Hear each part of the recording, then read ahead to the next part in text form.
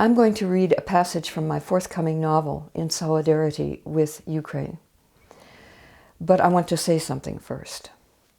The Ukrainian people have empowered us by reminding us that the freedoms we sometimes take for granted in the West are worth dying for.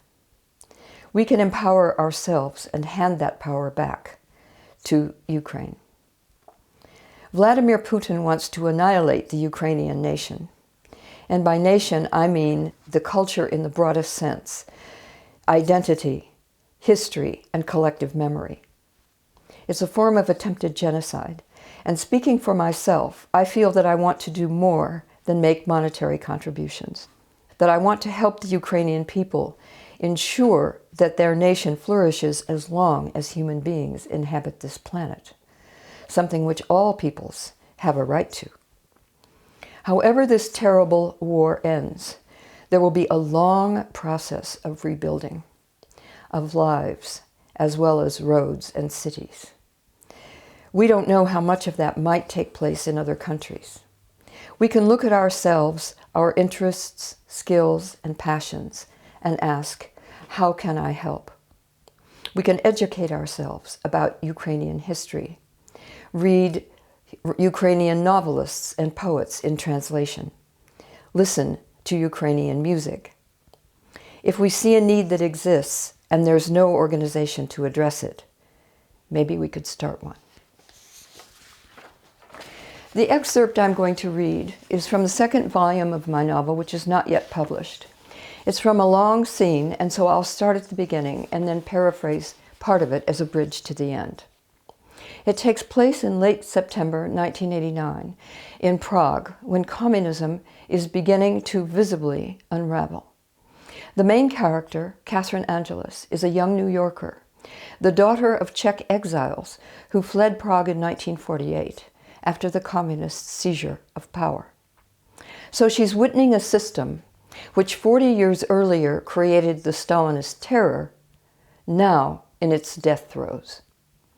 On this autumn afternoon, Catherine has just been to the American Embassy in the historic district of Mala Strana, where many embassies are housed in 17th century Baroque palaces. And now she continues up the lane to the next one. The entire space in front of Palais Logvoids is covered with people sitting on the cobblestones. Their pale faces, tousled blonde hair, and tired blue eyes betray restless sleep in tents on car seats. Refugees.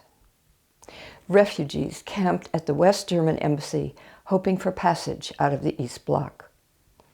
They look so much alike.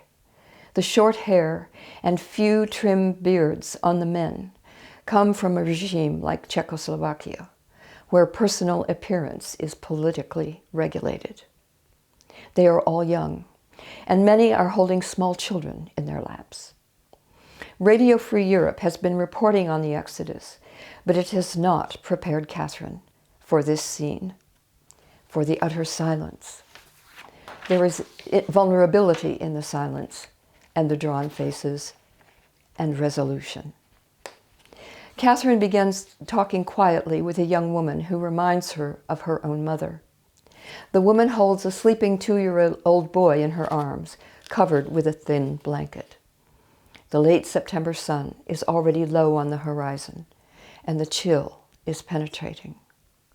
The woman says there are rumors that they will be taken to West Germany on trains running through East Germany, and they are afraid of being intercepted and pulled off by the police.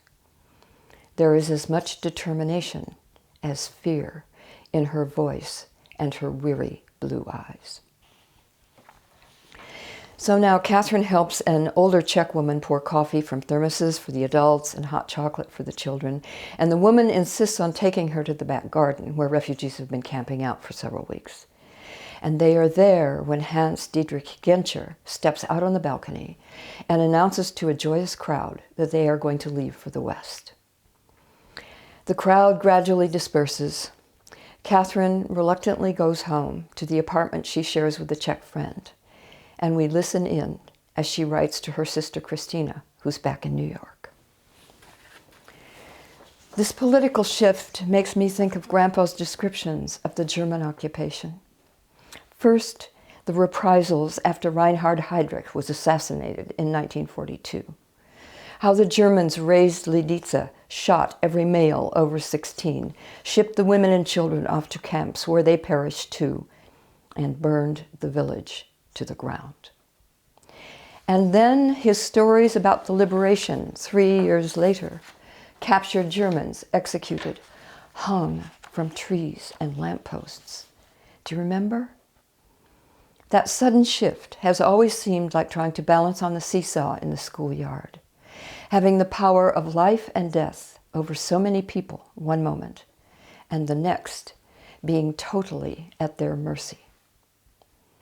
This shift feels like a seesaw too. There is no violence, not yet, but it is fateful in another way. A dogma whose promises of a better future have proven totally empty is caving in on itself.